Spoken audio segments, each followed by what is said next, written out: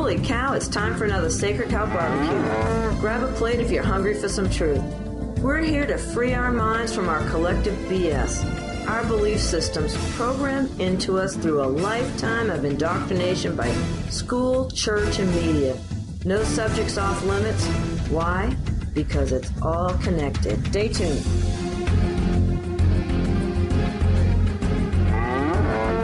Hey, good evening, and welcome to another Sacred Cow Barbecue. I'm Patricia Aiken, an average host with exceptional guests, and we are in for a real treat this evening. I've been looking forward to this for weeks. And my co-host and guest are in Florida, so I'll be saving my Bundy update until the end of the evening so they can get some shut-eye before midnight, we hope. First of all, I want to introduce my co-host. She may not know, but we have a new rule here at the barbecue that anytime anyone's been a guest twice, they can't be a guest again. They always have to come on as a co-host. And it's perfect because she's the one that alerted me to this guest. So I'm very excited to welcome our friend Wendy Callahan from vaccinetruth.org back to the barbecue. Wendy, how are you? I just couldn't be better. Thank you for having me. Oh, I'm too excited. Thanks for staying up with the big kids tonight. Yeah. Listen, I'm going to let you introduce our guest since this was your idea, and I'm too excited. So take it away. We have Dr. Lynn Peck tonight. She is such an amazing person. You guys are really in for a treat today. I saw her, I just connected with her again when we were both at a little, I don't know, what do you call that, Lynn? Just like a little seminar or something. And she was there with her friend that talks to animals, and she was showing me her latest work on horses. And I just couldn't even keep my mouth closed. It was so amazing. So I hope she's going to explain it to us tonight, and you guys will really be in for a treat. Take it away, Lynn. All right, Dr. Lynn Peck, welcome to the barbecue. Thank you so much. I know you've both have put in a full day here, so this is a labor of love tonight. Well, I'm glad to be here. I've looked forward to this for weeks also. And so the time has finally arrived, and I have my eyelids firmly toothpicked open. So make it till midnight. Okay. This is a late show for us in Florida.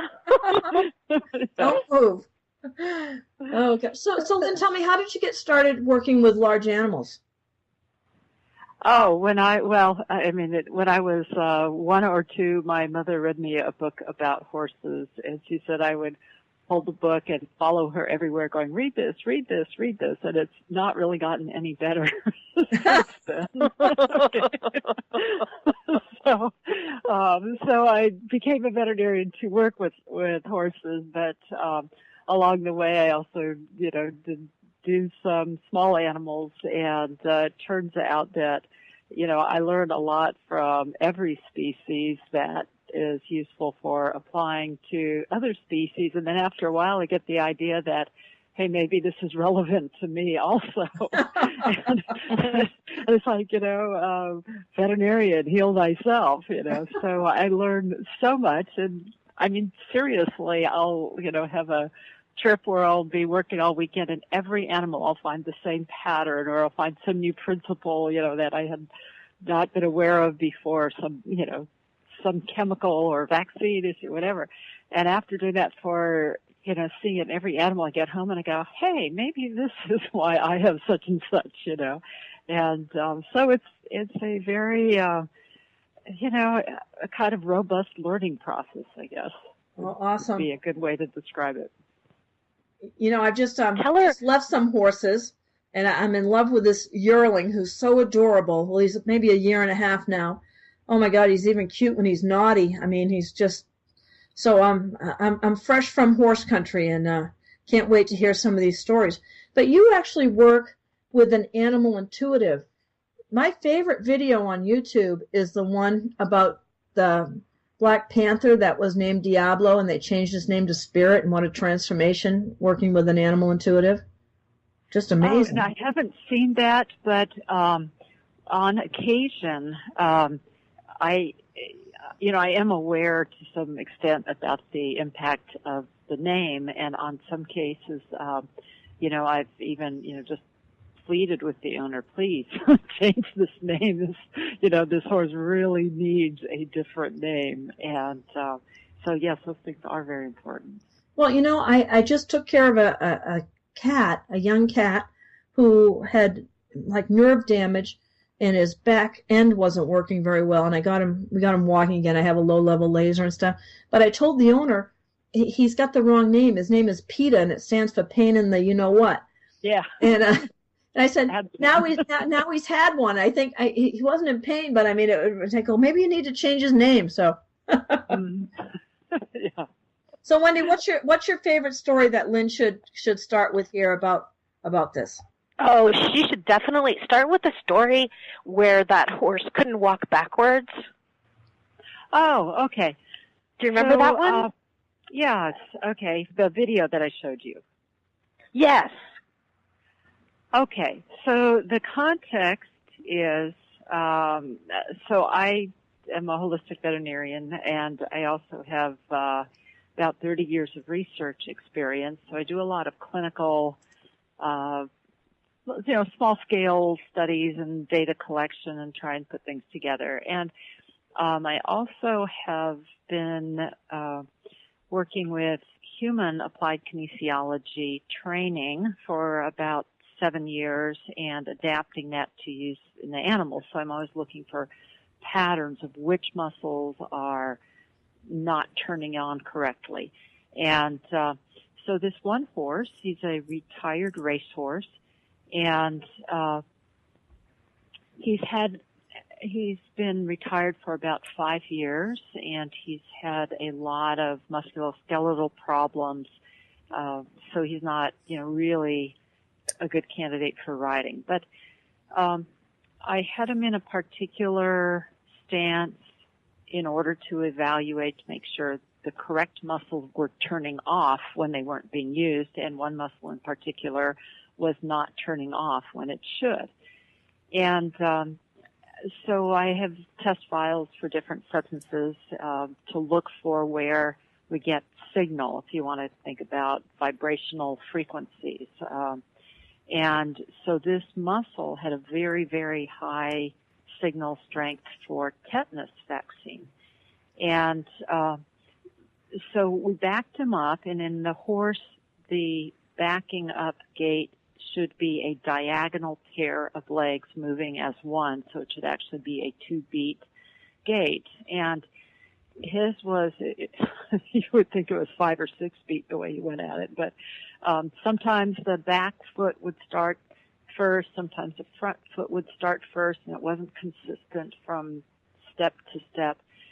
And the muscles, some of the major muscles which are responsible for standing up against gravity, those all tested positive for tetanus signal.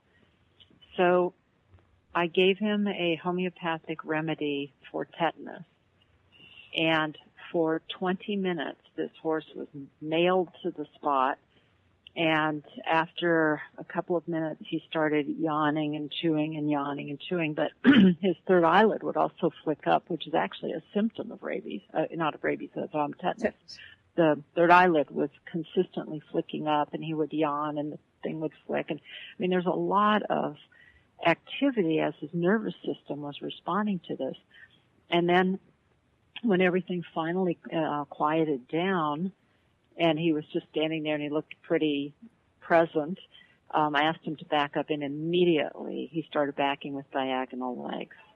Wow. It was amazing. It was amazing. It was amazing. But here's the other thing is that I thought, that's really interesting. Let's see, who else gets vaccinated for tetanus? Oh, people. Oh, yeah.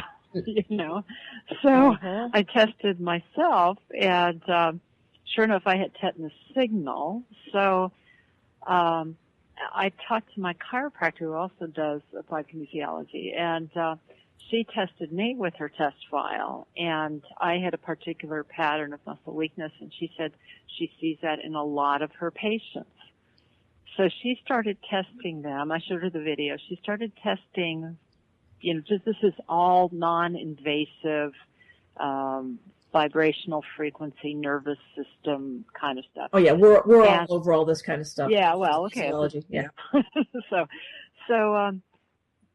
see, in half a day, she had 10 patients who all had the same muscle weakness pattern. All of them tested for tetanus vaccine.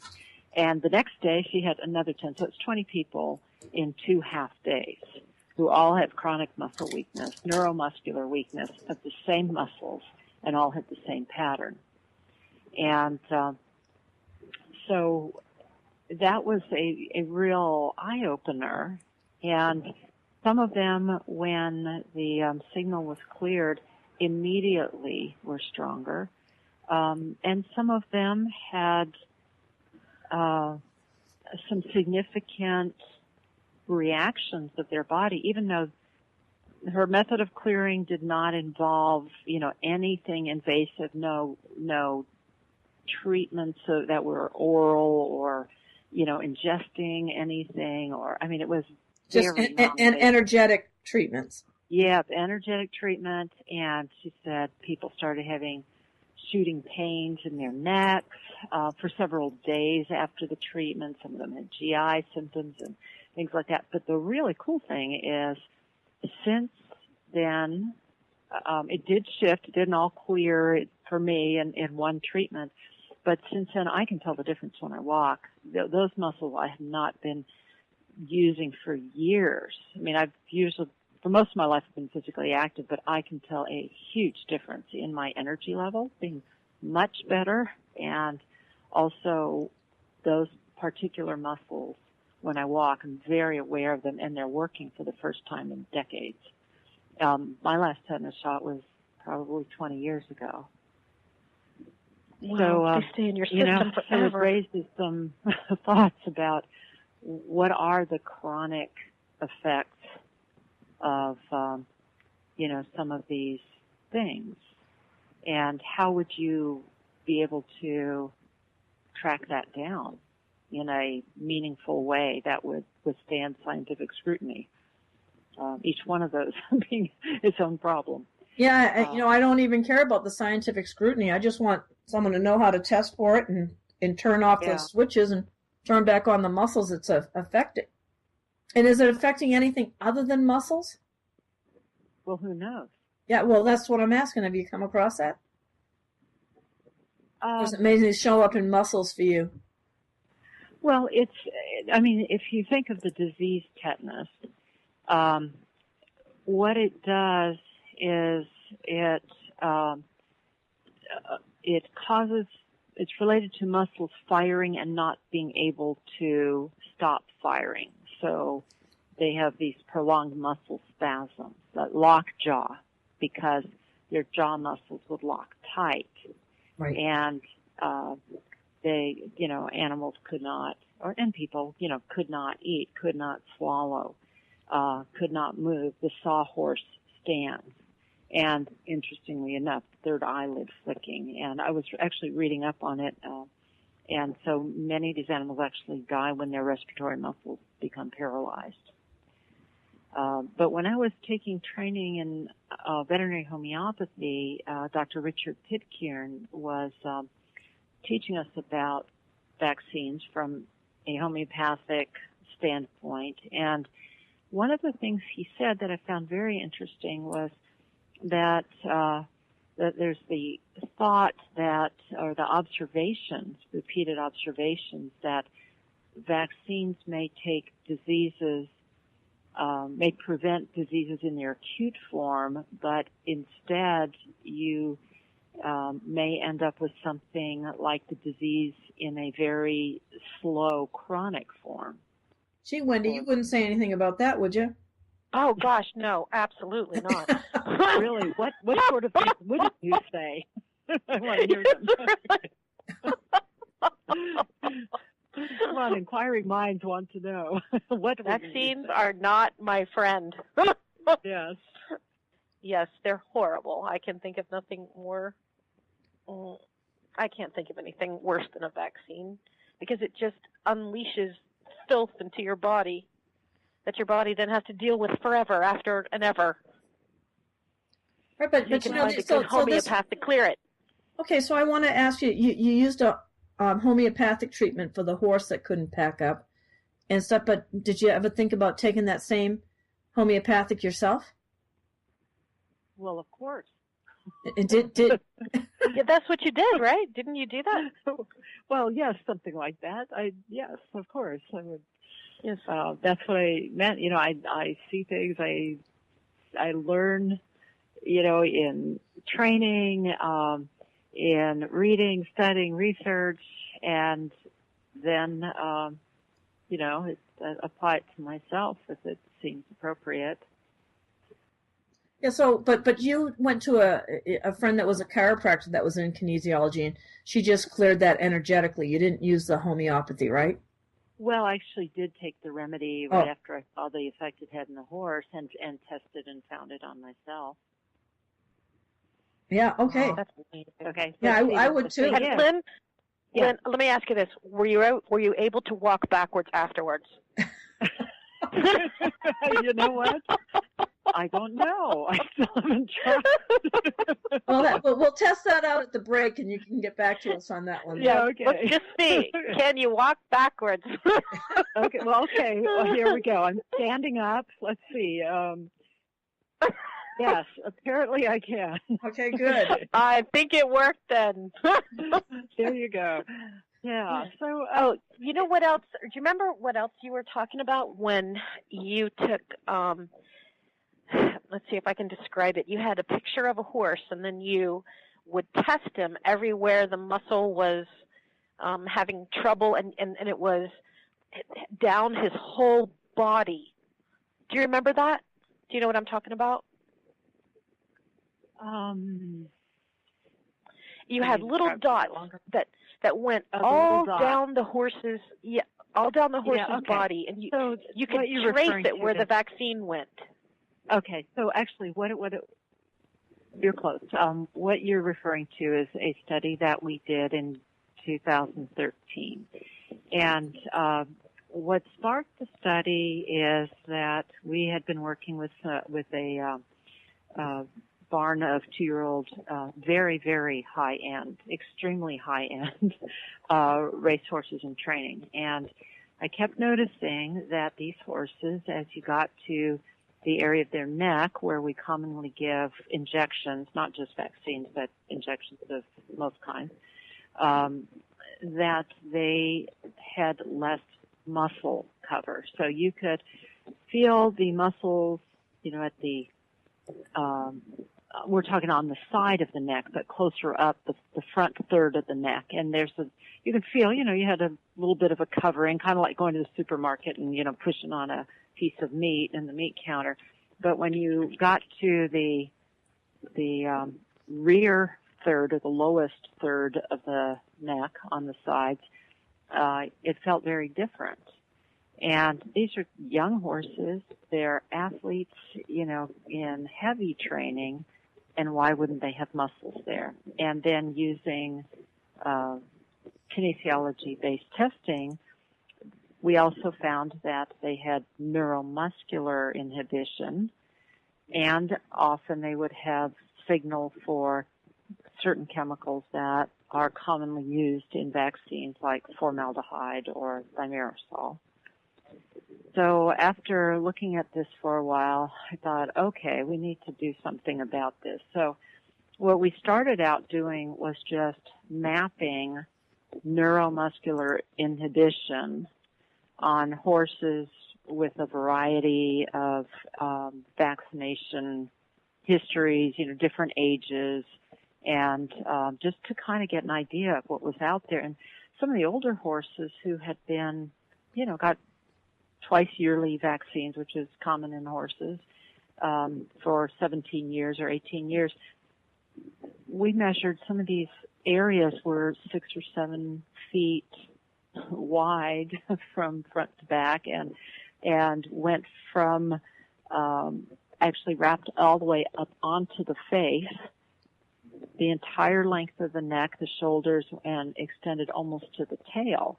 And generally speaking, the left side ones were longer than the right side, which is goes along with the fact that because we handle horses on the left, oftentimes their left side gets injected more because it's easier. You're standing on that side. Even if you vaccinate both sides, some vaccines are twice a year, some are once. So, one side does tend to get more often hit than the other.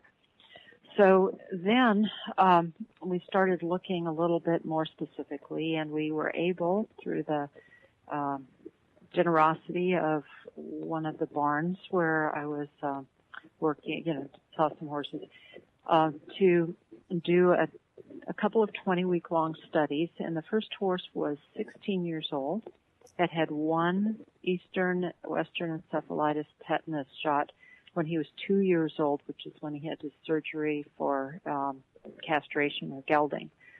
And he had been born on the same property, had the same owner the entire life, and so his entire vaccination history was completely known, and it was that one shot. And the rest of the time she used homeopathic nosodes. And so 14 years after that one vaccination, he had a 2-foot wide by 14-inch high area of neuromuscular inhibition on the side of his neck on the right side, and the measured center of it was almost exactly where you would put a needle in. So that was a big that's shock. just a coincidence, Lynn. That's a coincidence, exactly. A vaccine coincidence. The other coincidence was that only within that area of neuromuscular inhibition was there positive signal for both thimerosal and formaldehyde. We did not check aluminum because it's also an environmental toxin in the air, et cetera, et cetera. So we thought things that are pretty specific to vaccines would be a better indicator. And so that was only in that area. And we, for 20 weeks, for most of 20 weeks, we went back every week. We mapped out which muscles. We actually looked at 56 muscles every week, 28 on each side, 4 of the front limb, neck, and shoulders.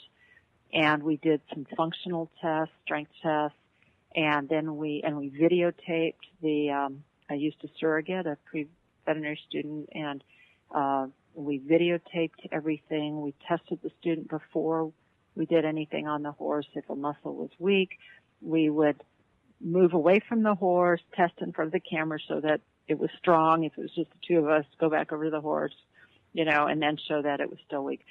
And then we also just mapped out wherever we found the signal for individually which chemical, where it was, because we wanted to get an idea of where does this stuff go. So the first week, it was we only found it, I think, in that area on the neck. And then I did a detox procedure that we had developed as a one-shot deal, not a shot, but a one-time deal that involved a homeopathic remedy, a light treatment, and another medicine from a company. And the next week when we went back, the front muscles all worked pretty well, and now both hindquarters didn't work very well, and that's where we found the chemical signal. And so week after week, we just went out and mapped. It was a strictly observational study. So you're saying that this was shifting to the back? It moved. Okay. Okay, and not only did it move, but we had neuromuscular weakness where the chemicals moved to. And very interesting is after about, maybe 3-4 weeks, maybe 5 weeks, the signal for the formaldehyde and the thimerosal separated, and they went different directions. The formaldehyde actually started having a pattern. If you think of a tree, with a single trunk and then the branches all springing out from that. Okay, you turn that upside down, and you would have pretty much a map of nerves or maybe lymphatics or blood circulation, where it's spreading out into more and more branches the further away you get from the center of the animal, into the legs. So what we saw with the formaldehyde is this spread pattern at the lower end, all converging towards a single, a much narrower area. That suggests to me, I don't have any proof, it suggests to me that maybe it was going up the nerves.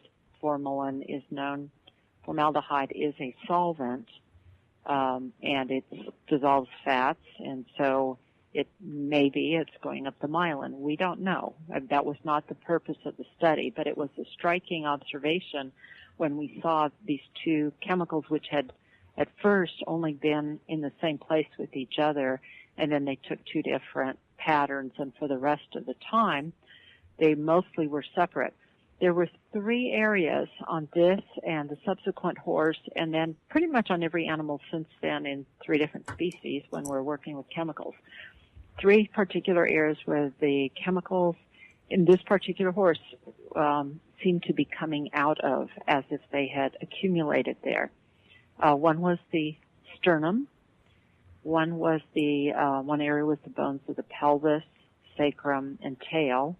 And the other was the mandible or the lower jaw. So are you saying that the animals, their bodies are trying to detox these substances? Is that what you're saying? What I think happens, and this was strengthened by the second horse we did, but what I think happens is that these chemicals eventually end up getting stored in particular locations in the body, and eventually those locations may end up acting as a slow-releasing device from which these chemicals leach back out into the environment, not in the environment, but leach back out into the tissues of the environment. And what was also very interesting that year is I had 5 animal patients of 3 different species who had 4 different types of tumors, at least one we didn't type, around the face or neck or throat. And every single one of them, I eventually realized that the carcinogenic chemical counts and inflammation counts were higher at the jawbone than they were in the tumor themselves. Wow. So the body the jawbone in humans is the toxic dump of the body. So that doesn't surprise me at all that it is in animals perhaps as well. Well, I've never heard anybody say that, so why do you say that? Because it is, and it's very difficult for the jaw because the way the teeth are, and they can be very toxic, and that's where the body just happens to store all these toxins. And of course, it's lined up with all the meridians in the body there. People think of teeth as being solid structures, but they're actually little mini organs that are all attached to the meridians in the body, and that's where, like having wisdom teeth removed, that's what leads to heart disease because it's right on the heart meridian, right?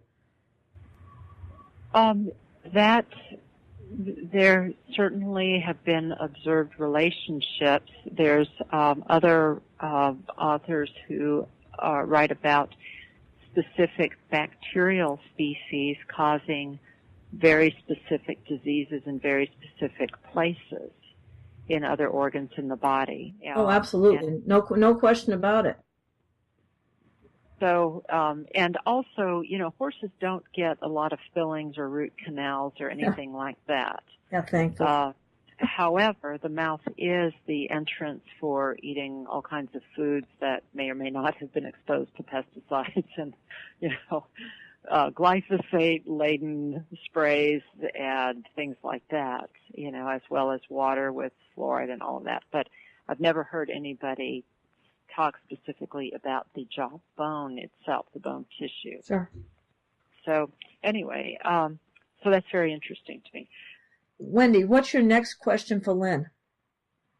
Oh, okay. Tell her or explain to us.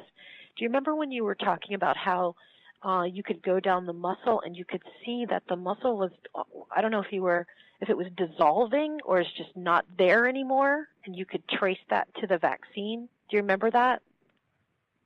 Do you remember telling me that or showing me that? Well, I look for muscles that are, the word is atrophied, where Yes. they're not firing correctly, so the muscle doesn't develop. And it could have been a normal muscle at one time or another. Oh, I think what we were talking about is maybe the trauma pattern. And that's I think more of an emotional response. But that was one of the things I looked at, is basically a fear response, and it's a survival response that affects, and it doesn't have to be fear of vaccines, it could be any fearful experience, but it tends to cause a partial inhibition of the extensor muscles, which are the muscles that allow us to stand up against gravity. So what we found was that there's an emotional injury that goes with that, and so to get a really good response and to really help, to really help the animal, we needed to figure out a way to deal with the emotional injury as well. And so I just, so that is something that we do, and because I've worked with this wonderful communicator for so long, we've simplified, and finally we just verbally ask the animal to, to think of this and think of that, and, and it clears that emotional response. And you'll actually see them yawning, or the dogs or cats will fall down on the table and sleep for, 10 or 15 minutes. I know. I worked on somebody's Great Pyrenees yesterday, and after I left, she texted me and said, "Oh, he's in a healing nap right now." He's just, that's kind of. Yeah. Are you familiar with the work, Lynn, of Dr. Bradley Nelson, the emotion code and the body code? No. I've heard those books maybe on one occasion, but I have not yet had a chance to look into them. Oh, he has some amazing stories. He figured in people, he was a very intuitive chiropractor, intuitive healer, and he used to get mostly people that were, quote, incurable, which means there was no drug or surgery for them. And he figured that maybe 30% of people's pain level was due to negative trapped emotions. But he found out when he started looking into it that it was more like 85%. Yeah, I was going to say close to 100. Yeah, we're pretty darn close. And so one time when he was still in Southern California, he got a call there was a horse, and the vet couldn't figure out what was wrong with this horse. They couldn't figure. So finally said, there's this half crazy chiropractor that talks to animals and stuff. And he said, well, get him over here.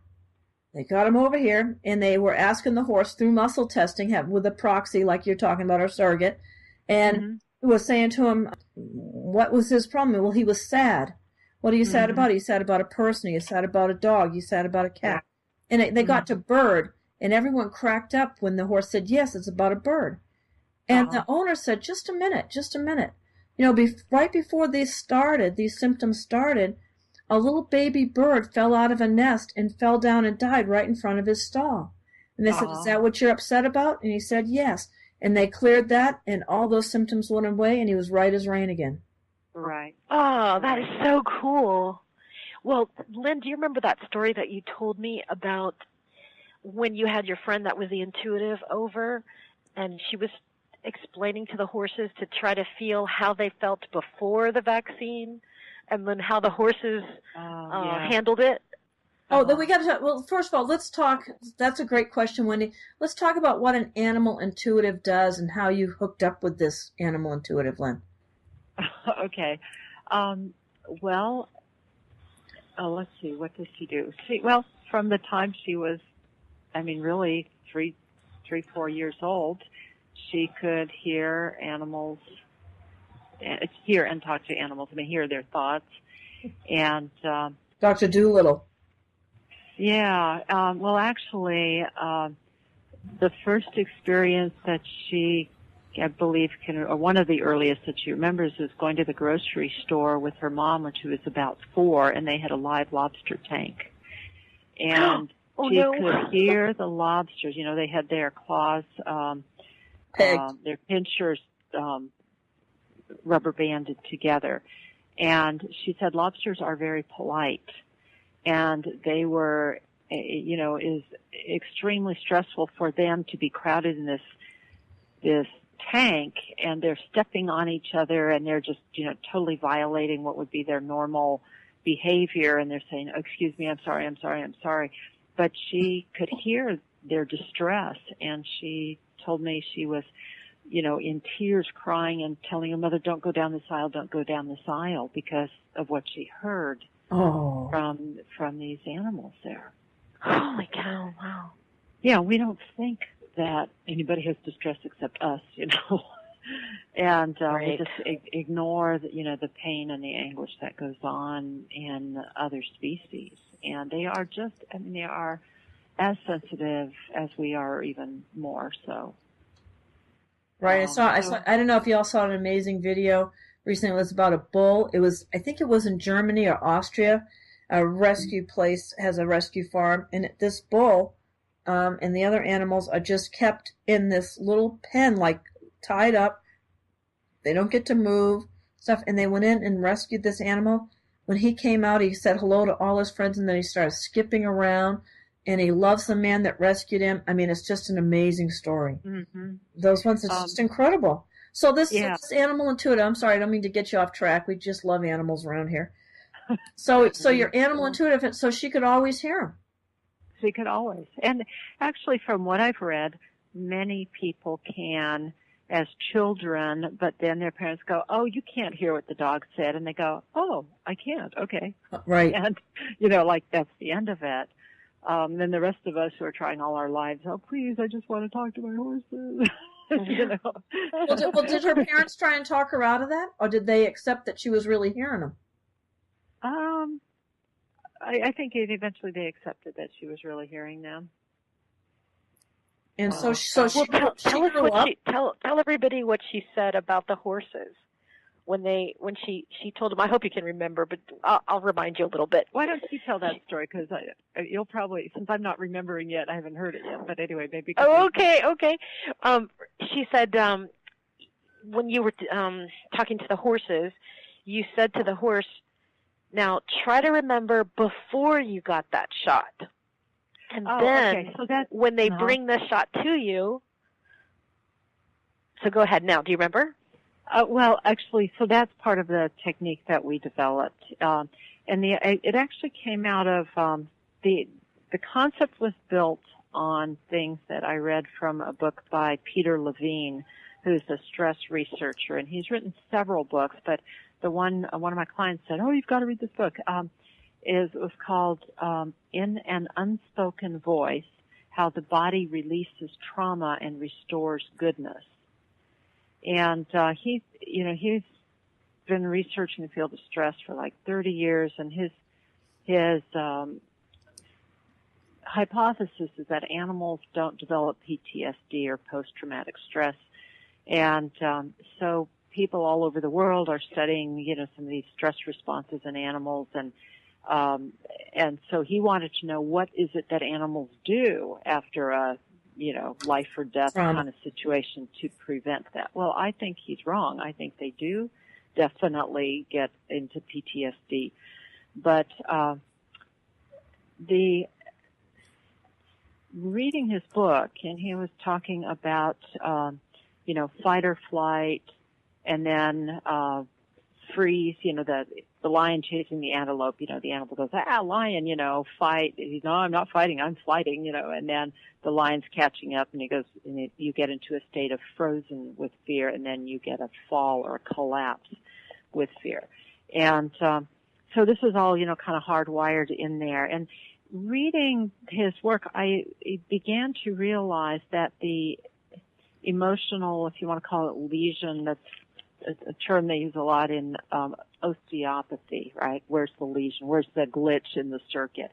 That the lesion is in trauma is emotional, because most people would choose not to have trauma, right? They might choose to ski down a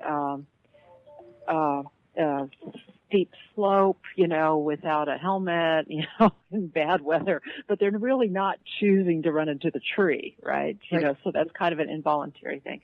So if it's an involuntary trauma lesion, then what can we do to bring back a voluntary response to the body? Well, you can't go back exactly and relive the trauma. However, my understanding from reading about, trauma and the courses I've taken is that when you think about a traumatic experience, that your brain replicates the neurochemistry at the time. So in a neurochemical sense, you are reliving Oh, absolutely. the deal.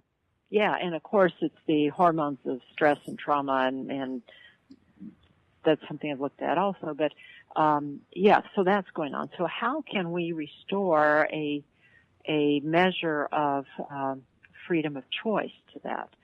So what we do, is we ask the animal to think about right before that happened, and when I'm testing them, their nervous system immediately goes weak, and we said, if you could go back in time and change anything that you would like to about this thing so that it had a better outcome, what would you change?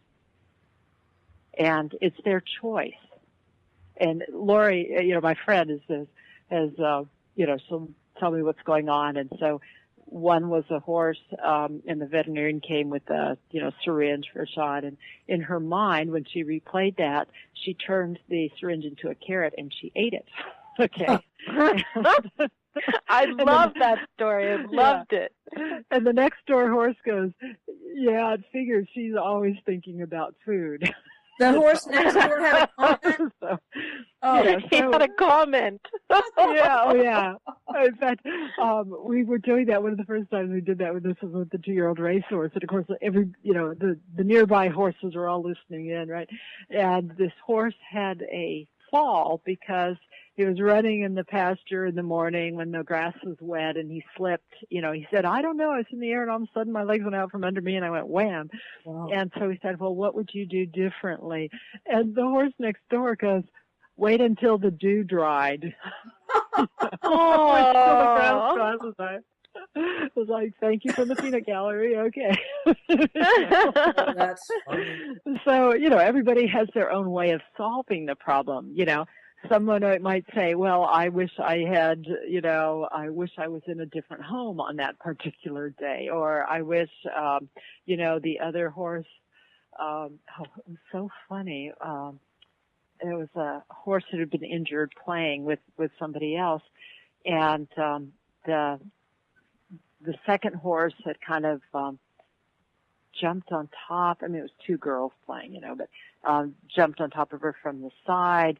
And the first horse bit the other horse, and we were talking about the injury on the first session. We said, does it still hurt? And she goes, I don't know. I haven't asked her. She doesn't know she's still hurt from the bite, that she did in the spot. Anyway,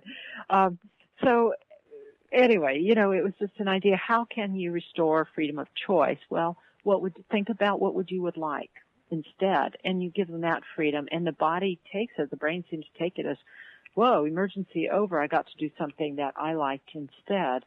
And then we just ask them to say, if it had happened that way, what would you be like today if it had happened the way you wanted it to happen? And they all, go into this zone out, phase where their nervous system is processing all of this and integrating it, and yawn and fall asleep and all this kind of stuff. So we know they're processing it. And then after that, if you ask them to think about that, they stay strong.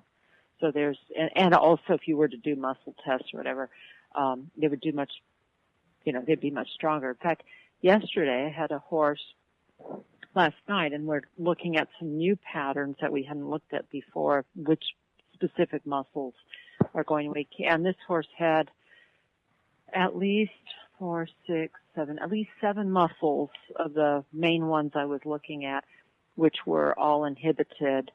And This is a new issue. So one of the main muscles that is involved in holding an animal's limb to their trunk is in the neck. It goes from under the shoulder blade to the lower neck vertebrae. And that's also the muscle where neck injections end up. So we wanted to see what would happen if we turned just that muscle off by putting a piece of it's kinesio taping. Sure. You tape it a little bit in a certain direction, and it'll turn the muscle down, right, or turn it off. I love kinesio tape. And we looked at that muscle because of the location, because it's right where neck injections are given, and it turned down almost every muscle on that side.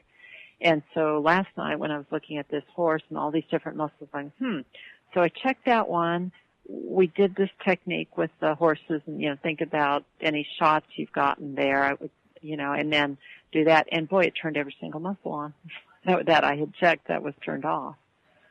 Wow. So, these are very complex systems, and we don't know enough about how different parts of the body functionally relate to each other to know the damage that we're doing by inadvertently, shutting these things down by injecting neurotoxins in them as part of the vaccine cocktail.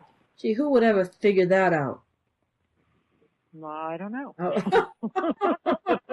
I'm sorry. My sarcasm gets in the way. Yeah. But this is amazing. You're actually intimating here, Lynn, that animals have a sense of humor. Oh, yes. And sarcastic. I like it better all the time. Oh, well, here's a great story.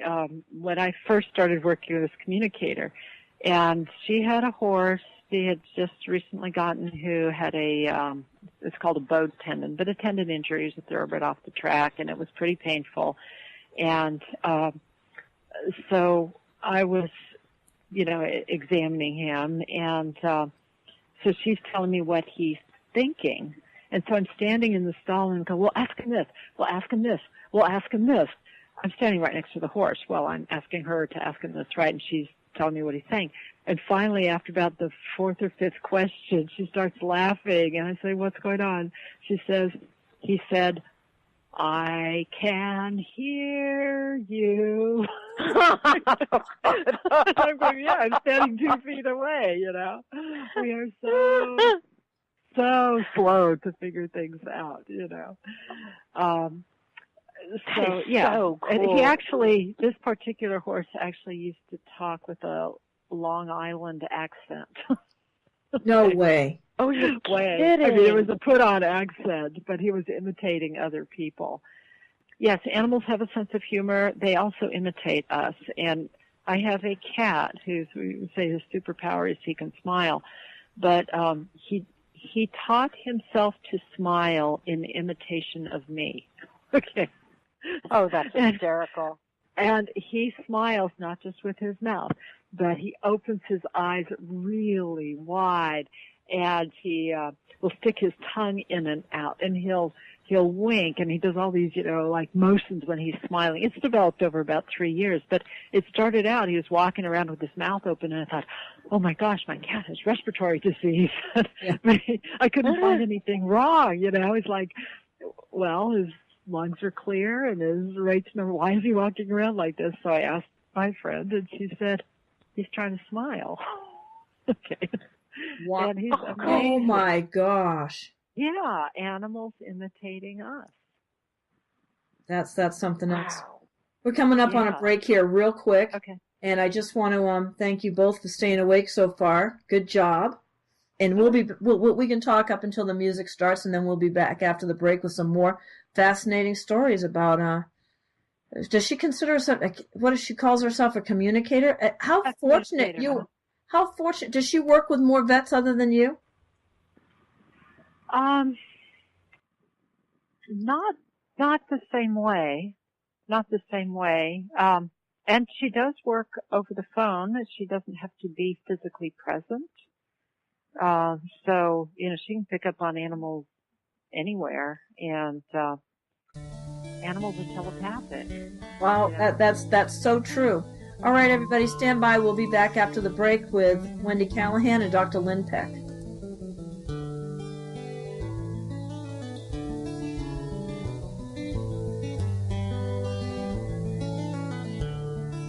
If I take myself off mute, it's just a little technical thing, but I'm going to try and get better at it. I've only been at this for 2 years.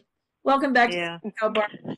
I'm Patricia Aiken, your host here, and I want to say welcome back to Wendy Callahan, our good friend here from vaccinetruth.org, and she's the one that has introduced us to Dr. Lynn Peck, and these are some fascinating stories. Lynn, during the break, you started to tell a little story about your tomcats. Come on, tell it to us. Okay. Alrighty. Well, I collect feral cats a little bit.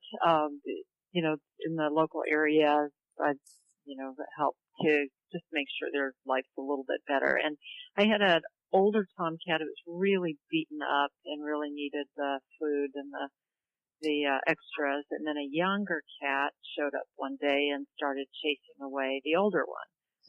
And punk. What a I punk. did all the. I'm sorry? What a punk. Yeah, and I did all the standard human things like yelling at him to stop it. Didn't work. So after 2 weeks of this, of lack of success, I called my communicator friend and said, could you do something about this? So she had one conversation with the cat, the new cat. And she, and I love one of the things she said. She told the cat, that, this colony, because cats, she has to put things into terms and concepts that the animals use and, it's familiar to them. And so she said, she redefined the colony to be both inside for my own cats and outside, the outside cats we were feeding. And she said, now, Lynn doesn't look like a cat, but she is the head of this colony. Okay. And so this is not a leaderless group here looking for a leader, The other cat, the older cat, does not want to be in charge. He's no threat to you, et cetera, et cetera. And in fact, you could help him by blah, blah, blah, blah, blah. And she had this whole conversation. And the cat accepted what she said. Now, when you're saying, hold on, when you're saying she had a conversation, is she having that in English with him, or are they just doing it telepathically? Telepathically. Okay. So the next morning, the two tomcats were sitting about, I don't know, maybe 6 feet apart, peacefully coexisting.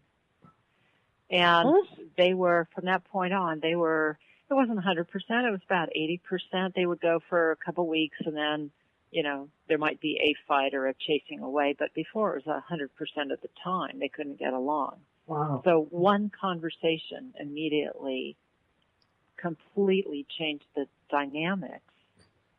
And what is this lady's name? Her name is Laurie. Laurie, and she has a horse sanctuary, a horse rescue, and its name is equestrianspirits.org. There's a .com that's somebody else, but hers is equestrianspirits.org. Are you saying spirits with an S on the end? Spirits, plural. And she takes animals who are not adoptable, and she gives them a home for life. She works with she's got a couple donkeys and multiple species, but it's primarily equine. And she's also, in the past, used the horses to help, battered children without parents. She actually gave one of her horses to a young man who was autistic because he dearly loved the horse and was able to ride and was able to a certain extent, take care of the horse. So she's involved the horses not only in their own healing, but in helping to heal other people and, other beings, sometimes other animal species. But she's done a lot of really good work. And Lavoy Finicum used to adopt. They used to have a program for foster children out at their ranch, and where it was very healing to children. You take troubled boys and turn them into untroubled men, and it was their interaction with the animals that, and the discipline that takes, that was so healing to them. Exactly. The animals are both motivating and very calming to a lot of people with a whole variety of, mental or emotional issues. Well, yeah, you see what more and more animals out in stores. There are therapy dogs, and that's what the companion dogs or whatever. People aren't blind or anything, but it just calms them down. Some people with epilepsy now have a dog that alerts them when they're about to have a seizure. Right. Yeah, they can do a lot of things. Our cats, there's something called catting. When you see cats sitting on something, they're not just sitting there. Usually they're actively working to change the energy of what they're sitting on. Well, yeah, there was that story a few years ago about a cat that always knew when someone in the nursing home was dying. That's right. Oh, yeah, I saw that. Yeah. That's right, because they're telepathic. And from what I understand, one of my clients had given me some books on Aboriginal healing, from a story about an American woman who spent about 6 months in Australia with a group of Aborigines living in their traditional lifestyle. And she quickly noticed that nobody said anything in the morning, and eventually she realized it's because they were talking to each other telepathically. Wow. And another American who ended up doing something similar, not only became aware of that, but by the time he left there, he was able to communicate with everybody in the tribe also. And one of the Aborigines told him, we use our mouths, we talk in our heads, and we use our mouths for eating and for praising God. That was his words. And I thought, wow. Wouldn't that be nice? Wow, that's great. I just want to go back to this her website. Equestrian Spirits is coming up. The domain is for sale, but equestrian .org. Okay, that makes equestrianspirits.org. That's different. Okay, right. And it's a sanctuary, and they do a very good work, and they could really use some extra holiday help for winter hay for the horses and, cold weather expenses. They have a lot of needs, and, the pressure to feed, I think they've got 48 horses right now, is always there. It's a daily thing. So if anybody out there is looking for a end of the year, tax write-off, or can help in any way, that would be hugely appreciated. And no gift is too small, and no gift is too big. So that's right. That's right. Laurie's also, she does phone consults, like I said. She's phenomenally effective. And she's given me permission to give out her phone number if anybody is sure, let's do it. Interested. Let me see. It is area code 863-368-0775. And we had oh goodness. Okay, so one of our outside cats, she's sort of like the neighborhood mother, brought to us, she kind of sends all the sick and injured animals here, brought to us a very young raccoon whose mother had just been hit by a car and killed. And there were many things about this situation that were just, amazing, heartbreaking, inspiring. Apparently the mother had told the little one that she was going to look for a better home, and if she didn't come back, that he would have to then take care of himself. And she was killed just out on the street, just around the corner from where I live. Oh. And yeah. So I came home in the middle of the day chills. and there was this raccoon on the stairs. And the animals called him, I think Katie, the kitty cat, called him the Fuzz. And it just so happened that my friend was visiting, and I said, can you talk to this raccoon? So she told me, this story. Well, we knew somebody who had a raccoon rescue, and so we arranged to take the raccoon there, and then she had a conversation with the raccoon that we were going to take him to a safe place, but he would have to walk into, we had a live trap, he was going to have to walk into it by himself, on his own, so that we could take him, and he did. When we brought him out, he did. He walked right into it, And we took him to the other place, and, they fed raccoons, they had a whole little sanctuary there, and for months afterwards, the ducks, the birds, the squirrels, when they saw Laurie, they would ask about the fuzz. They wanted to know how the fuzz was doing. Oh, my God. Oh, I know. Okay. And, all right. It's Kleenex time around here. Don't I can't even stand it. Oh, yeah, I know. It was amazing. I mean, this bird, which is walking in, this bird lands on the branch of a tree right by, like 5 feet from our front door, and wants to know how the fuzz is doing. Because they had that is hysterical.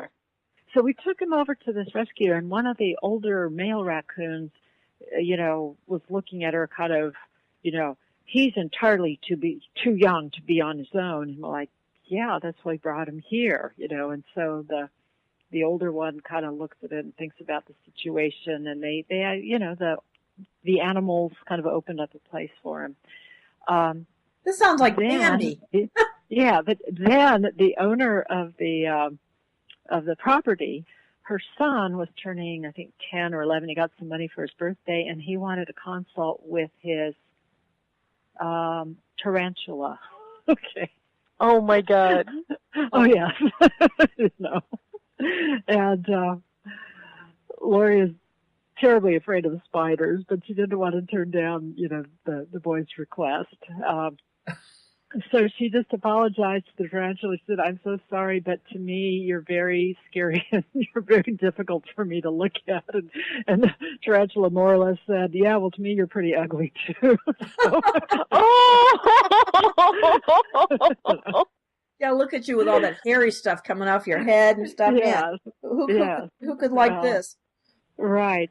But it's just amazing. And the more that I've had the pleasure of working with her for, at least 10 years. She's helped me a lot with my own animals. We do a lot of end of life, counseling, Okay. All right, everybody. I can tell we're going to have some Kleenex time here. Everyone get your Kleenex before we hit these stories.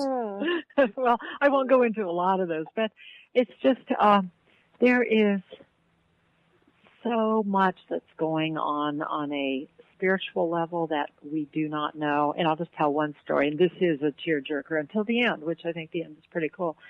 A good friend of mine who's a holistic veterinarian, her dog, who was her, closest companion, she found this dog along the side of a busy road, a number of years ago. The dog went on all her calls with her and this and that. And the dog started developing some neurologic signs, which probably were a brain tumor. And I worked with the dog and with the vet school, they did their thing and I did my thing.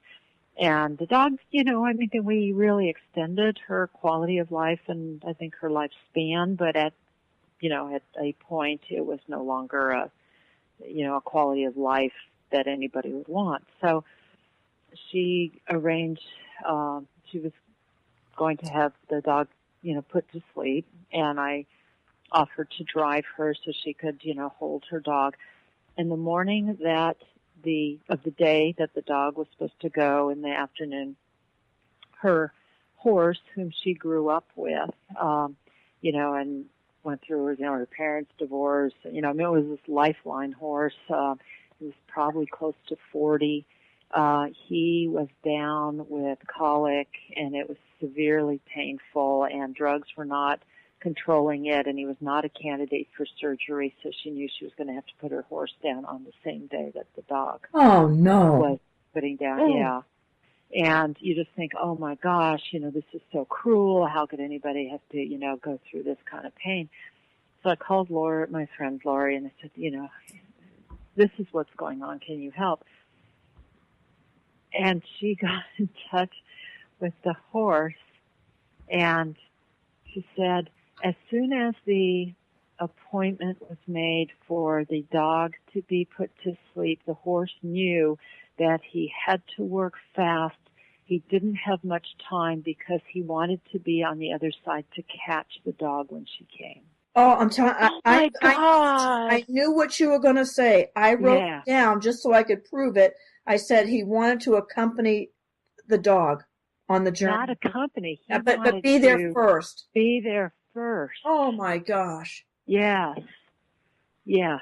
Oh, wow. You know, and so what an amazing thing. You know, and we just see it from our side. Oh, this is, this is terrible, this is cruel, and yet there was so much mercy and grace and love. So do animals have a fear of dying? No, Laurie said they're way wiser about this than we are.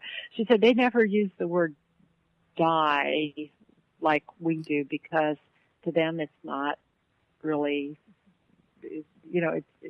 we think of it as the end of life too many times, and they know it's not the end of life.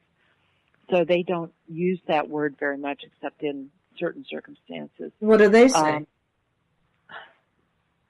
Well, they know they're going to leave their physical bodies, but they still have a spirit body. I had in fact, a client whose husband was very resistant to any, alternative medicine stuff. And about a week or 2 weeks after they had their cat put to sleep for a kidney tumor, the husband was awakened by the spirit cat sitting on his chest in the middle of the night. Oh, I've heard that story from a good friend several times. Yeah, and it's a little hard to argue with. Well, especially when the other two cats that he thought, the new kitten that he got and the other older cat were both sitting across the room. And the sensation stayed with him when he opened his eyes. Oh, well, that may have been a different person. But anyway, it's different. I've had a nun tell me that my previous cat would round up other animals and come. She said they're all in the exam room helping me when I'm working with, with my patients. There's all these animals in spirit form, helping me, and I appreciate that. All the help I can get. That doesn't surprise me at all. I know some intuitives that work that way with people, and I'm not surprised that animals are good at it too. That come back to talk to people, to help people. Yeah, we just don't know, and we tend to be too locked into looking at things from a strictly physical. Right. So how did this change you? Obviously, this has evolved you spiritually. You see things differently. But where did you start out before this? Were you more? Oh, I was extremely conventional. Extremely. Wow. When I showed up for the first class I took in alternative therapies was a homeopathy class, and unbeknownst to me, two of my classmates from vet school were in that class, and as soon as they saw me walk in the door, they said to each other, "Holy cow, pigs can fly." Wow, because you seem so open to it now, so you've come a long way.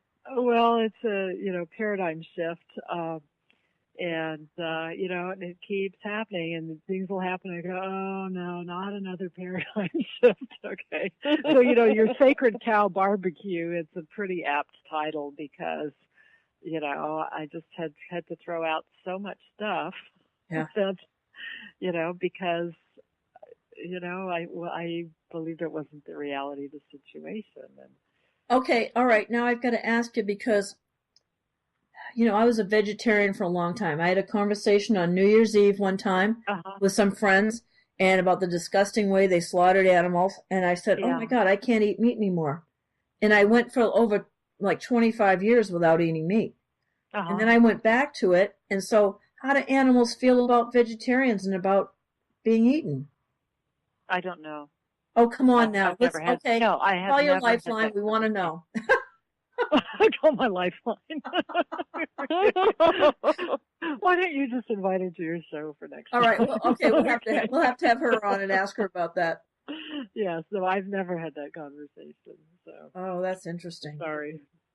So what other dying stories have impacted you with animals? crossing over stories.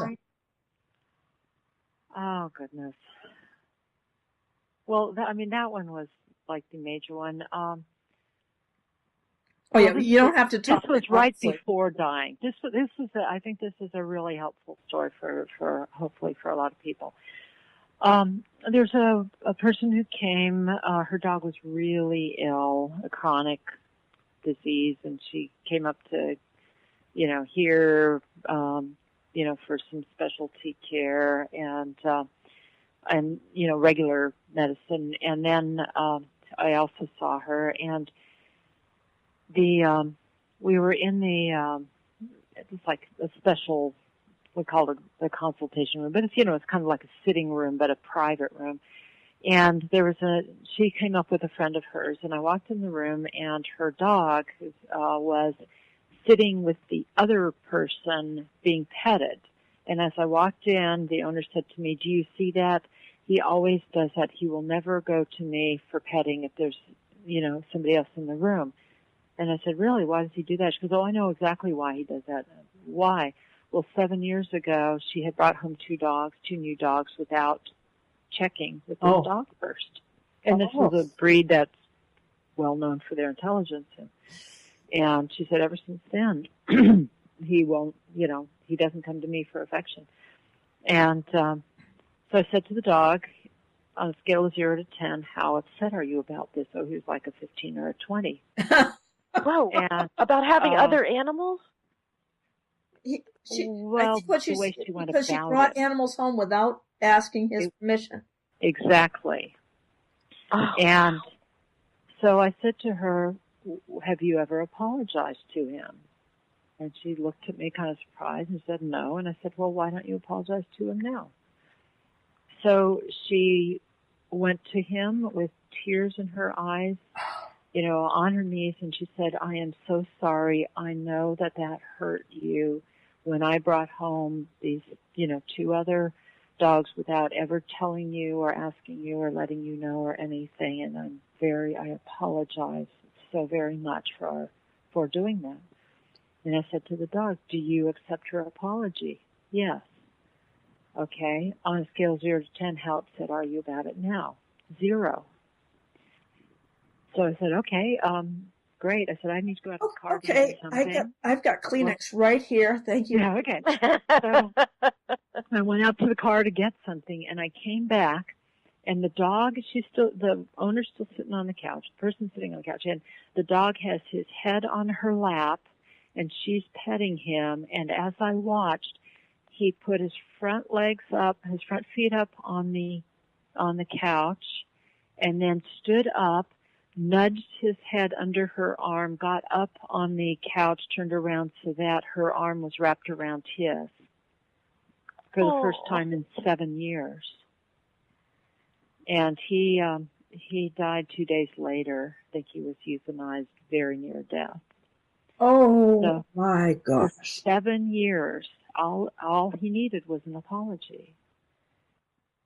Well, I guess it might be a little carryover for people with this one. You think, Wendy?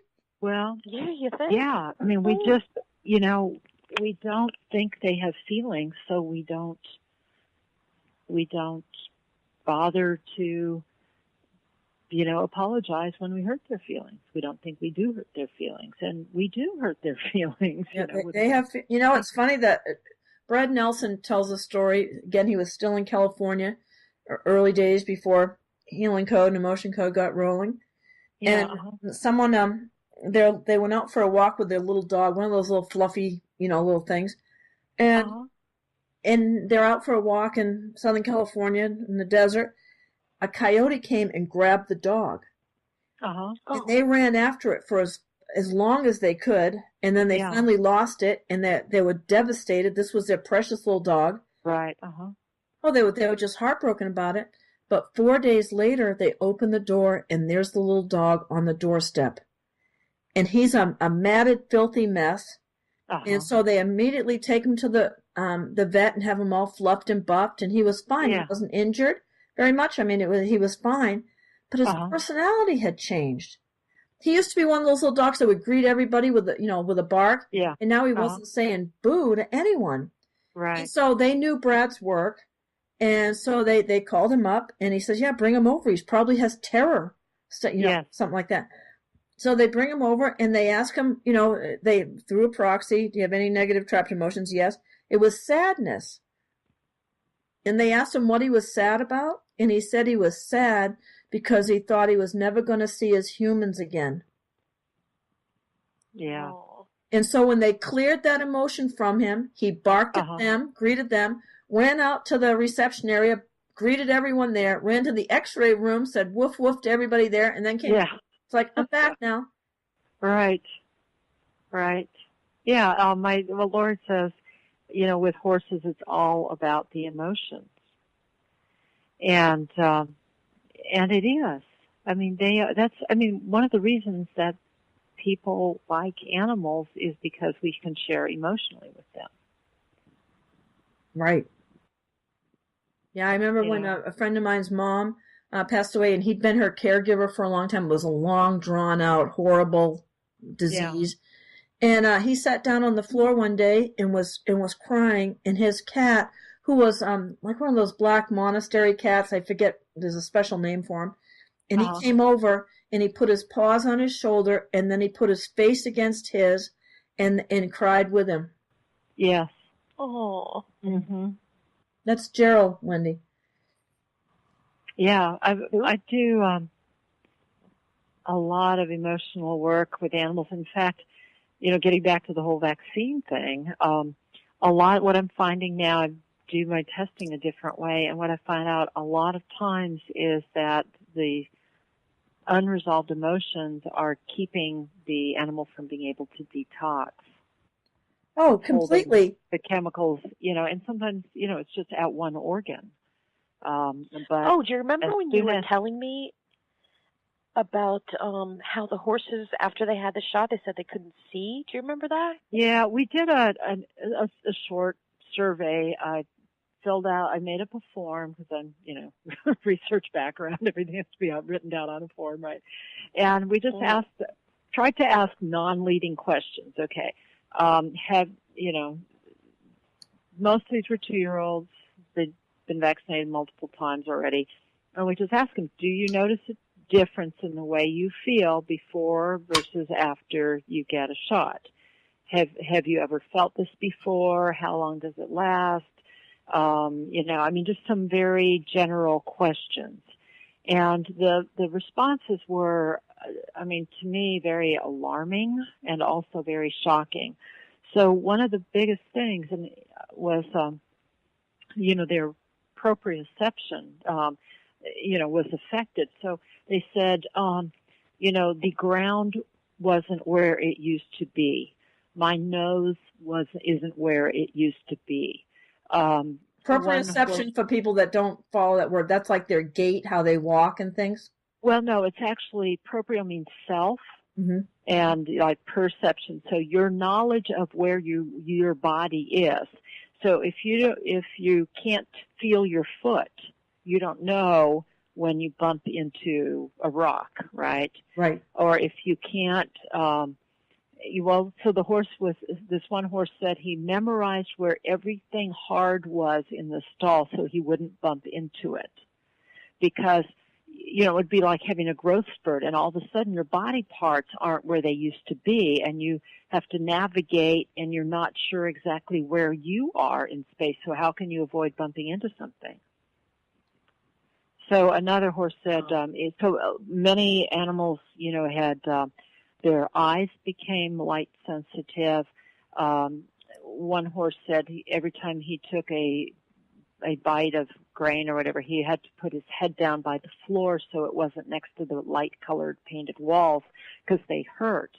Mm-hmm. And many animals over the last several years since I started looking at this, they don't see very well. And so one of the fillies said, we went down the road, we were doing a detox, and then when we finished, we came back and we checked everybody. And the first time through, we said, how well do you see? Now, her eyes were testing for inflammation and chemicals, and she's like, I see fine. And I knew she didn't, but I didn't say anything, and we just, okay, thank you very much. We could keep on going down. Oh, you mean they're fibbing to you to tell you what you want to hear? Oh, they do. They will. That's funny. It's not funny. It's actually protective because they know that humans score them and they give them numbers. And if these horses always wanted to know what numbers we were writing down and what they meant, because their quality of life can change radically for better or worse if the number's right or the number's wrong. Wow. Right? Oh. Did you ever think of that? I mean, No. he only had he's 3 seconds slow on this race. We're going to sell him. Boom. Yeah, right. He's gone, right? Yeah. And oh gosh, there's just so much about what we do to animals without realizing it, and oftentimes without caring. Anyway, so we came back, and like just an hour, I don't know, half an hour later, and this filly is, looking out the window and running in circles and huffing and snorting, and we're looking at it. There's nothing happening, nothing, absolutely no cars driving by, no horses loose, no people walking, nothing. And finally we said, "What are you looking at?" And she says, "Trees. There's trees at the end of the field." She'd never seen them before. Wow. She could see about, like 20 yards. I've had dogs almost 2 years old. They've had them for over a year and a half. Dog had never jumped on the sofa before because his eyes, he couldn't see well enough to do that. We did a detox from the vaccine chemicals, and within a couple of days, he's, a member of the I Love Sofas Club. I was going to say, wait a minute, that would be the best healing for some people. A cat, the owner thought the cat was having hind limb weakness. Why? Well, because when she jumps over here, she doesn't make it and she falls down. I said, and then what does she do? Well, then she jumps again, and usually she gets it the second time. And I said, well, that doesn't sound like hind limb weakness, because why would they be weak the first time and not the second time? Right. All right. Cat couldn't see to judge the distance, but once she felt it, then she would get it right the second time. She put it in muscle memory and know. Wow. We did a detox, that little procedure, and the owner gets home, because she also said the cat had not gone outside on her own for maybe a couple of years. She used to go out with the dog. She never did. We did the detox. The owner took her home, opened the doors for the dogs to go out, and the cat went right out with them into the yard for the first time, a couple of years. So the things the horses were telling her was that, their vision changed. They couldn't tell where their body was. The ground wasn't where it used to be. Their sweat changed. In some horses it got thicker and wouldn't evaporate, and in other horses it got thinner. Their teeth hurt, their feet hurt, their reproductive cycles became erratic. They had headaches, just on and on and on. And they kept saying, "We just start getting better, and you give us another shot. We just start getting normal again, and you give us another shot." And some of them are so angry. I had to change the questions that I asked them on, trying to clear, because when I used the human model that I had learned in human courses, it was think about this, think about this. And we watched one horse, we say, think about this, and he starts pawing, he gets all agitated, he goes, "Okay, now what do I do? I'm thinking about it, what am I supposed to do with it?" And I'm like, I don't know, they didn't tell us that. Of course, think about it, their muscle doesn't. And I realized we had to do something different, So what do you do different? Well, we say, think about what you would like. Right? And then bring that up to the present. And so we change a negative into a positive. Well, that's what happens with EFT and different things like that, emotional freedom technique. Yeah. That you play it again, then you play it how you wanted it to be in a better way. So this makes total sense to me. Yeah. So here's something else. So one of the patterns that we saw, this trauma, muscle weakness, emotional trauma, muscle weakness pattern. And so I would check to see, horse after horse, and some horses had only part of it, and the rest of the muscles were strong. And so we asked them, are you doing anything to affect this so that you're strong in these places? Every single one of them said yes. And one of the best answers, we said, well, what are you doing? How do you know how to do this? One of them said his mother told him, that he should really work hard on keeping his legs straight, every day. Keep your legs straight. Stand with your legs straight. Another one saw an old mare in the broodmare band, I guess, and she was doing something, and he'd ask her what she was doing, and she would chase him away. She was real irritable, and he kept asking, and finally, she told him what she was doing and how to kind of maintain herself. But this was one of the best ones. He said, they said, the old man, he told us, sing, youngster, you'll feel better. So we found that horse, and then there was another horse who said the same thing, and then in another barn there was another horse. It turned out they all came from the same farm. It was the same old man for all three of them, right? So they liked singing. They enjoyed hearing someone sing. Yeah, they would sing, and it would help. And then one of them was the horse said that the cat taught me. They said, what? Well, he was moved to a new barn, and every afternoon after everybody left, this cat would come down the aisle carrying a mouse. And he asked the cat, is that the same mouse you're carrying every day? And the cat said, no, it's a different mouse. I collect mice. Which was a very kind thing for the cat to say, I thought. Okay. And he said, why do you do that? Yeah, he said, well, instead of saying, no, I kill them, eat them every day. He's a young horse, That's funny. So he said, I collect them. Why do you do that? Because they make me feel better. And he said, and grazing makes you feel better. So you should graze every day. And if you can't, you should think about grazing. And so this young horse did that. And this is one of the things we find when we say, why don't you do this, or here's this technique, my friend says, they all are born knowing how to do this, but being around people takes it away from them, right? Because we regulate, oh no, you can't talk, you can't do this, you can't touch this other horse, you can't bark, you can't do this, you can't do that. So they just stop doing things for themselves that they would normally know how to do.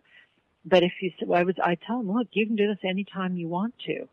And they will take that ball and run with it, and they will start clearing all kinds of stuff out of their bodies. So anyway. Oh, you just have to give them permission, huh? Wow, that's interesting.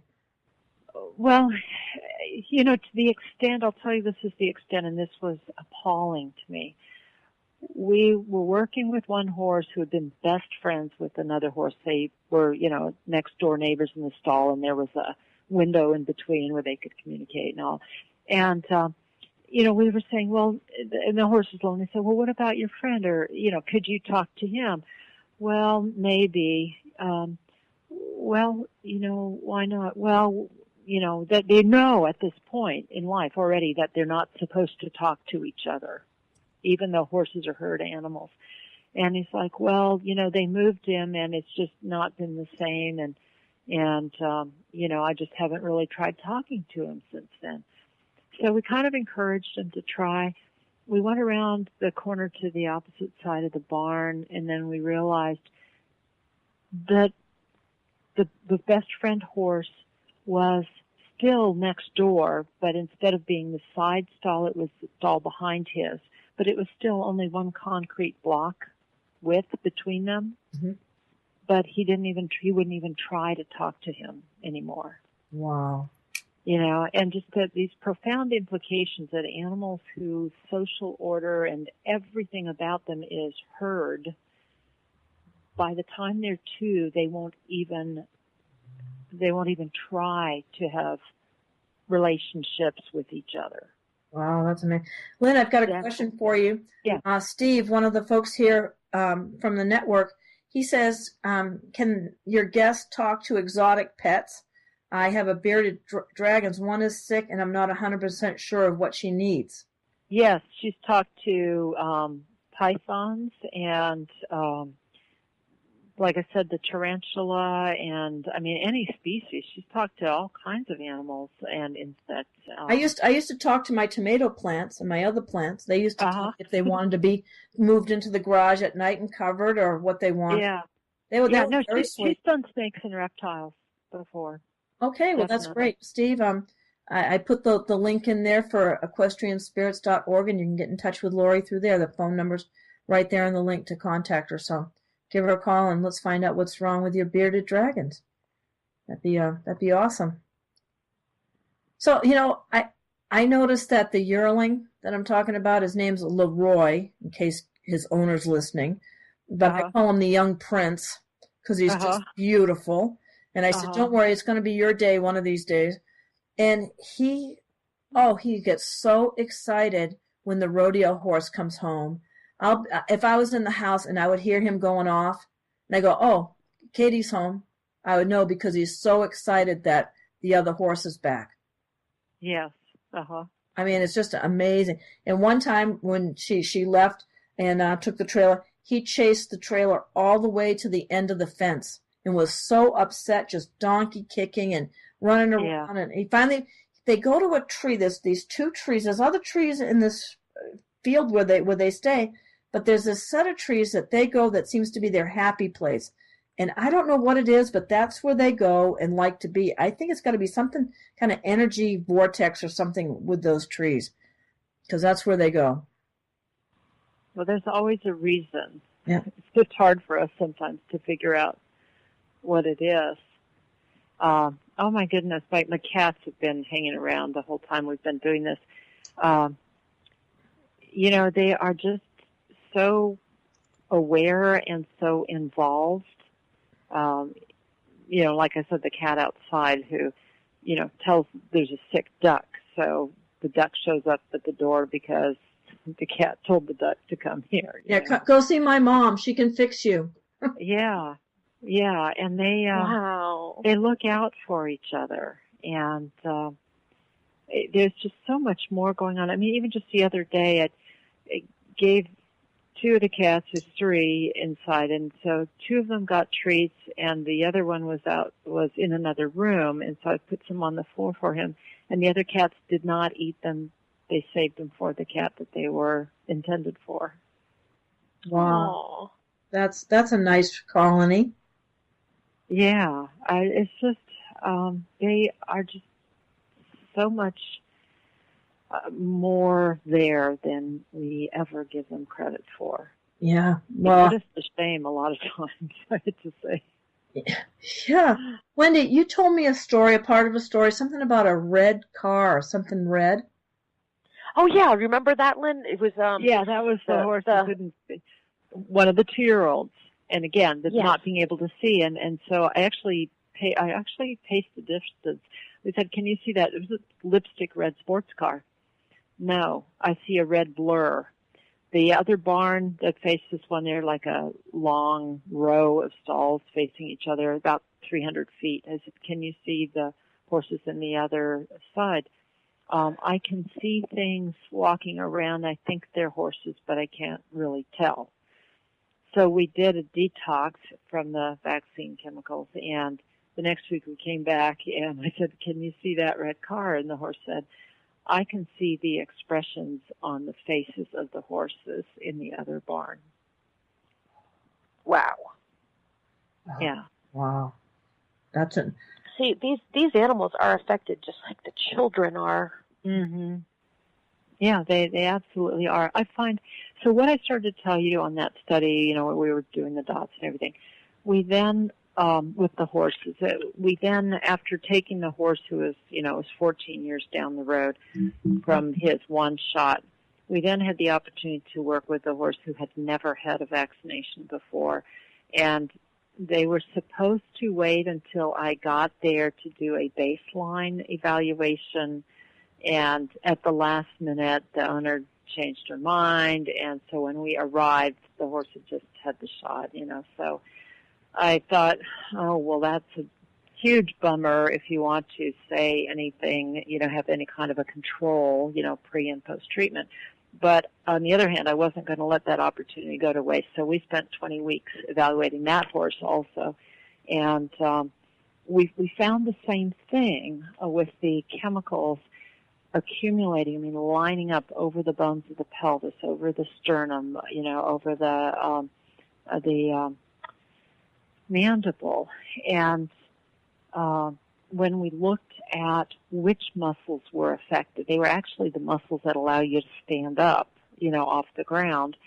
And from week to week, how many strong muscles, tremendously fluctuating. Some weeks there was only 2 or 3 muscles that were firing correctly. And some weeks there were maybe 17 muscles, on one side and 10 or 12 on the other. So in a way that we could objectively document, their muscle function was wildly fluctuating, over that, whole period of time. And some of those chemical signals were up in the throat area, and actually I've had this now in several individuals where they outlined the one of the cranial nerves, the trigeminal nerve, which goes on the forehead and involves the eye, and then goes down the nose, to the upper lip, and then down the jaw to the end of the lower lip, and also through the throat. And horses, they've got several different medical conditions related to the airways, the cartilages of the airways not functioning correctly, and also these nerves being inflamed. And of course, in people, the trigeminal nerve is associated with like all dental problems and chronic pain that there's no real treatment for. Well, it's raising a lot of questions about this. Maybe there's an involvement, from human vaccines, because we find it in the horses that this is where some of these chemicals are going. There's studies also in different, I hate to say research models, but that's what they are. But they're looking at what happens to heavy metals and what happens to neurotoxins. And in multiple studies, the nerve takes them up, like where the nerve comes to the muscle, it actually will take up these substances and transport them up to the spinal cord, and from the spinal cord up, towards the brain. And I find this all the time in small animals that get the rabies shot in the right side, or not the side, on the right hind leg, and I will find that tracking all the way up their spine, or most of the way up their spine on the right side, but not on the left. So it goes into all kinds of places, all kinds of tissues, but it definitely seems to persist in nerve tissue for a long time, and some of these end up in the bones if they're minerals. Bone marrow has fat in it, so fat-based chemicals end up there. So, there's this whole widespread distribution, and in 20 weeks or 22 weeks, we never ran out of chemical signal to look at. It gets distributed in the lymphatics, it goes to the brain, the eyes, the kidneys, all over the body. They can't detox it. Yeah. Well, I disagree. I think you can detox these things. Well, without any help, or just in general? Well, I leave the door open. I think, yes, help. You definitely need help in the way of things that will facilitate that. But I don't buy that it's, you can't ever do anything about it. I think there's a lot that you can do about it. Definitely. If you have someone. And yeah, Wendy, you know that. Yeah, but when people say that, and I'm like, I'm not convinced. It's, the longer. Well, these are money-making horses. Why would anyone inject them with anything? Do they not get that picture that it damages the horse? Well, the problem is proving it. I'm going to try and prove that something that was given, 5 years earlier is having this effect. That's the same problem in humans. How can you say it's that chemical and not, growing up in smog or genetics or this or that? It's exceedingly hard to prove. That's why that one horse who had only one shot, and when I start telling other veterinarians that, they go, oh, well, yeah, some inflammation is, expected. And I said, well, like 14 years later, and they go, what? I'm like, yeah, 14 years later, guys, So that's very difficult. It's very difficult to try to prove that. But, yes, it's not recognized because we don't have, a way of, in standard medicine, evaluating neuromuscular weakness in horses. There are tests. If they come out negative, then what do? Well, you could try some antibiotics. Yeah.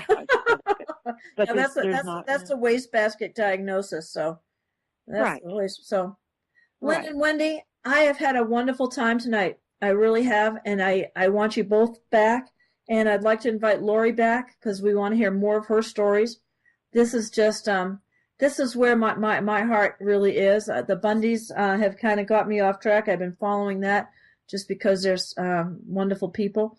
And I'll just want to let everyone know just quickly before that we wrap up the show that they've decided to break the Nevada defendants into 3 tiers. And then they made a decision that the 3rd tier, which is Rick Loveline, Todd Engel, Greg Burleson, Eric Parker, Scott Drexler, and Steve Stewart, I call it the Idaho 4 plus Rick Loveline and Burleson, are going to go to trial first. And because why make the least culpable wait until August? And it's very interesting. So we're watching what the government's planning. We have a very wounded beast right now, and they are striking out in every way that they can.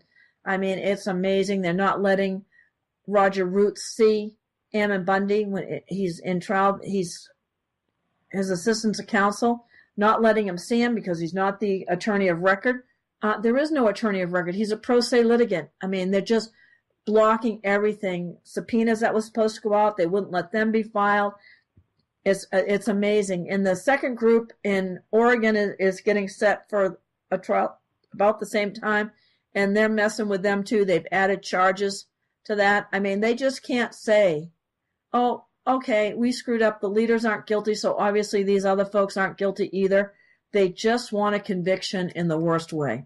So it's going to be up to a jury again, and they're going to put on the same dog and pony show that they put on and continue to waste taxpayer money.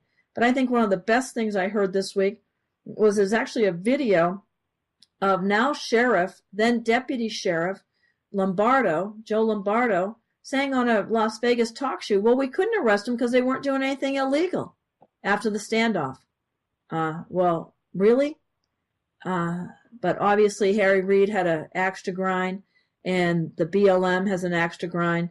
So just keep these people in your prayers and good thoughts for a speedy resolution here, because the second group, which will be the first tier people, Cliven, Ryan, Ammon, and Ryan Payne, Pete Santilli, and Mel and Dave Bundy, and they won't be going to trial until after this first trial wraps up. It'll be 30 days after the first trial wraps up. So it's and they're being held in just a disgusting place. So send some good energy to them. So Lynn and Wendy, any closing remarks for tonight? Thank you for having me on your show. Oh, well, no thanks to me. Thank you, Lynn. This has been a remarkable time. Wendy, I mean, you're an animal person through and through. This even amazes you, doesn't it?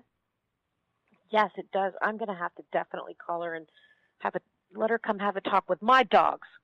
Yes. Yeah. I would very much like to know why one of them pees in the closet every day. Yeah, little Wayne. Even though I asked him very, very nicely not to do that. Yeah, there's something going on. Yeah, better call her and find out what's going on with that. I know. Maybe because I didn't tell him I got 7 more dogs or something. Yeah. That could be it. I'm going to start apologizing. Yeah. Dr. Lynn Peck and Wendy Callahan, thank you both so much. You're welcome. Sacred Cow Barbecue is signing off for another week. Thank you all for listening. Bye. Bye-bye.